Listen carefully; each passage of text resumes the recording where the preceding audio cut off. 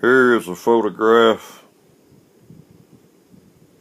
of the great headstone of Christ when he returned with his new name of Silvio Gesell from 1862 to 1930.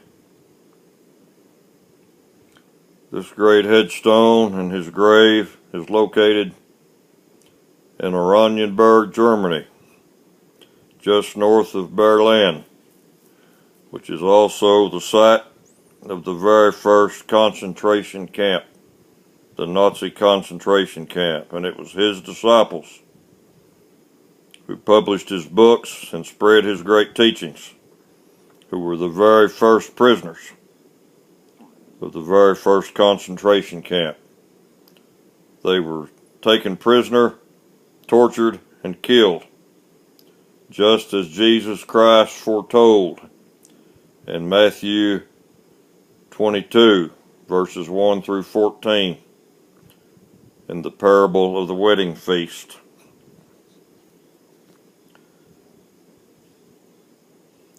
Also in Matthew chapter 24, when Jesus Christ speaks of his second appearance, he made it very clear that if anyone said they'd found him anywhere, out in the wilderness or in a secret room, to not believe it. He knew that God would not let him be revealed while he was alive, but only after he had finished his work and returned to God would we find him and find the work that he left behind. Only after he had done the work and left, just like a thief in the night, exactly as he foretold. In Matthew chapter 24, after he made it clear that we would not find him while he was alive, the second time, he told us how we would find him. He said, "Wherever the carcass is, there the vultures will be gathered together." And what does this riddle, this parable mean? It means exactly this, what's happening right now at this very time. Only after he has died, his body has died, would we find him. Wherever the carcass is, there the vultures will be gathered together. Yes, not while he's alive, but only after his life was over would we find him. And he also said there in Matthew 24, that just as the lightning that strikes in the east lights up the sky in the west, so also will be the coming of the Son of Man. Here again he speaks of his second appearance. What this means is, although his life, most of it was spent in Europe, that's where the light began, his great teachings, which are light and life. The light which he created will spread from east to west, from Europe to America.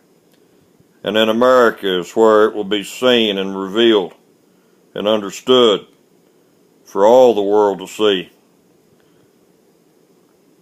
When he was alive the second time, with his new name of Silvio Gesell, he made it very clear that he knew that the kingdom of God would not be established in his second lifetime, but in the third, and it would be America that would do it. Also, before his life was over, he said that he had no regrets in his life, that he would live a third time.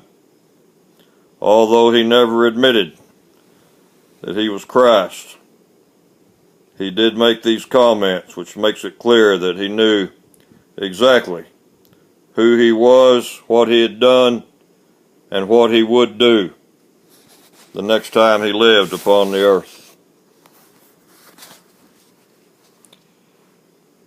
Here's a photograph of him when he had been here about 33 years. Already he had written his early books. This is the very first book he wrote. This means the reformation of currency as a bridge to the social state, which means the people's state.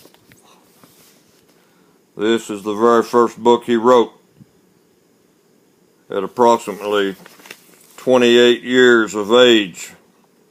Of course, that's the age of his body. The spirit that was in that body is the spirit of the Son of God, which is much older than that.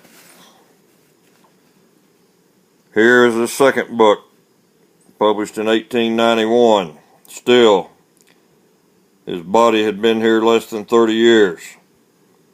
But in here is great wisdom, greater wisdom than written in any books by anyone other than him.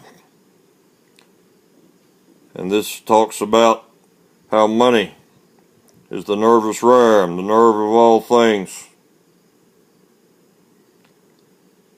It tells us this is a continuation of the reformation of currency. And at the bottom, self-published by the author. And you can see some biblical symbols here. This dark angel represents him. We can't clearly see who this is, but he's there, and he's bringing us a message from heaven. He's in the clouds of heaven, clouded by the clouds, concealed by the clouds. And this bird that flies in mid-heaven is mentioned in Revelation. The birds that fly in mid-heaven that say, "Come to the great wedding feast." And also you'll mention here the bridge to the social state comes in 3 steps. He knew then, of course he knew that the kingdom of God, the social state, the people's state would come in 3 steps. And here was his third book, The Nationalization of Money, the second continuation of the reformation of the currency system. Again, we have more biblical symbols. The angel in the night that we cannot clearly see his identity in the clouds of heaven, just as he foretold 2,000 years earlier.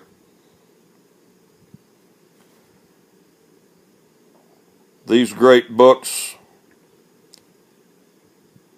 explain what is necessary to do to create God's kingdom on earth. We must have God's righteous money. We must obey God's righteous money laws and have money free to circulate and free to circulate without the sin of usury, of interest slavery. It is written in the Bible that the love of money is the root of all evil. That's very important to remember. The root of all evil is the love of money.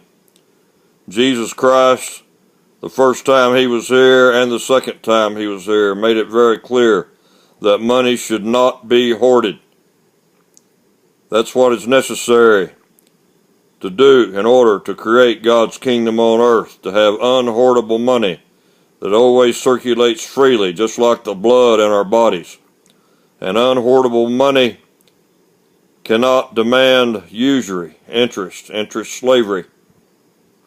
He's the only one in the world who knew that the cause of interest was hoardable money, and the cure for interest was unhoardable money. If you read what he taught 2,000 years ago, when he gave money to his servants and told them to use it, to trade with it, those that traded with the money and kept it circulating were rewarded. But the servant who hoarded the money, who buried it, was cursed and called a wicked and lazy servant because he hoarded the money. Jesus Christ taught that 2,000 years ago, and he taught it again 100 years ago when he returned. Money must not be hoardable. That is the greatest cause of evil in all the world. Hoardable money. He repeated that over and over and over again, that money must not be hoarded, that money must circulate freely at all times in order to free us from interest slavery. It's a proven fact that over half the money made in the world each year is from interest, and we are the ones who pay that interest, which means our incomes would more than double if we did not have to pay interest. That's what interest costs us all, every day of our lives, every year of our lives. He also taught us that we must take back possession of the land and natural resources. That's another form of theft. And also, with this money that's free from interest, there will be no income taxes. Another form of theft that will be eliminated. Just as Jesus Christ said, He's come to seek and to save that which is lost. He's done exactly that with His great teachings. This is the second coming of Jesus Christ. This is the only man in the world who can teach us how to create the kingdom of God on earth. And this fact alone proves that this is, without a doubt, the return of Jesus Christ.